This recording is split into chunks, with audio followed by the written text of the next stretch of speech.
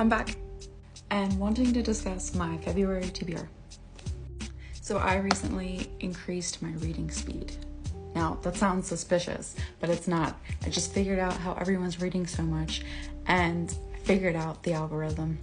Yeah, that a lot of people's secret, not a secret, nor is it a competition. So whatever you're reading, however much you're reading, it's perfect. You belong here. Been taking advantage of Libby.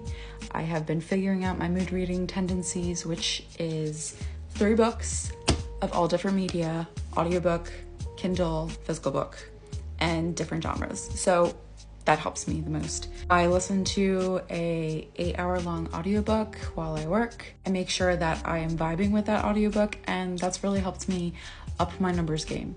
Not that it's about numbers, but there's so many stories and so little time in this life for me to get to everything on my TBR, so that's how I do it now. My goal for this year is 100 books, which is like 9 books per month, and I accomplished that last month, which I'll go over in another video, my January wrap up. And so I put together a TBR that I'm actually going to stick to for this month. I can't promise any other month because, like I said, I'm a mood reader and that really helps the numbers game. Firstly, I'm going to get into the books that I'm currently reading. The first book is an arc called Sunflower in the Shadows by Ambrosia Harris. Like I said in all my other videos, if you followed my account, is that I really loved her Taking of Persephone series, and this is right up my alley. So this is loosely based on Bonnie Bennett and Damon Salvatore of Vampire Diaries, and it's about a witch who accidentally conjures up a demon and adventures ensue. Enjoying this at the moment, and you should definitely add it to your TBR if you haven't already.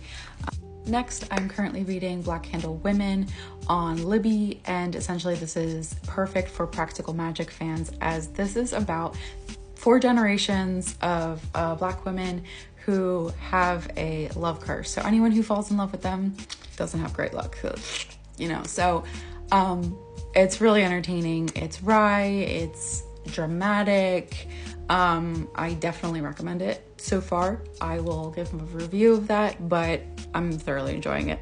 Now let's get into my other physical TBR. So the first 2 books is Luster and Queenie, Candace Carty Williams and Raven Leilani. I'm sorry if I mispronounced that, but essentially when I was in my 20s, I was having a hard time finding books that related to me. Now that I'm 30, I've heard that these are great reads, you know, really discovering yourselves. And with COVID and all of the stuff that we all have to deal with, the 30s is the new 20, baby. So I was recommended these, and I am so excited to get into them, and I'm just gonna devour them.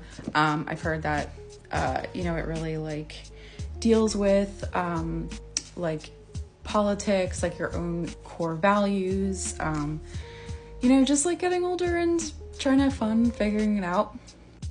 Next is The Witchery, which I just bought during the Barnes & Noble's hardcover sale. I know it's not hardcover, but I really wanted it, and I've been dying to read this book because I've heard it's very similar to like Legacies, which is a Vampire Diaries spin-off, and it's like humans versus wolves versus witches. There's a town curse. So again, if you're in Vampire Diaries fandom, definitely pick these up.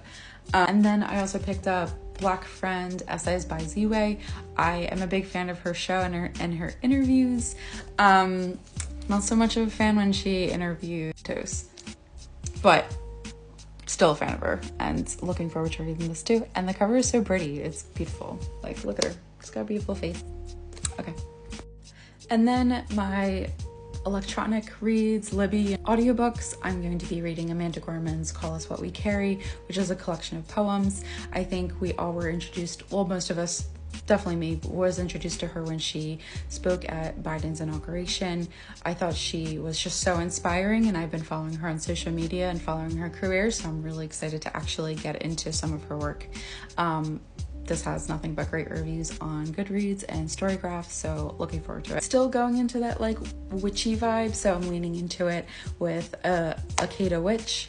I'm hoping I'm pronouncing that correctly. I'd like an urban paranormal fantasy, and I think it sounds really interesting.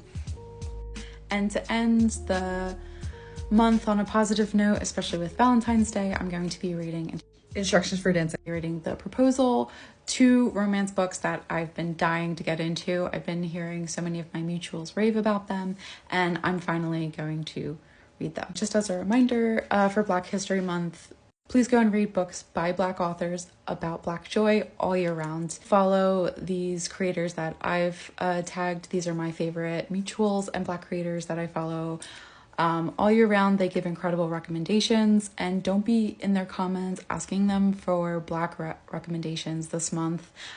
They have incredible recommendations on their page already, so definitely go look at their previous videos, previous posts on Instagram, and follow them all year round. Don't be that jerk that unfollows Black creators at the end of February, because that's lame. Hope you have a great reading month. Thanks.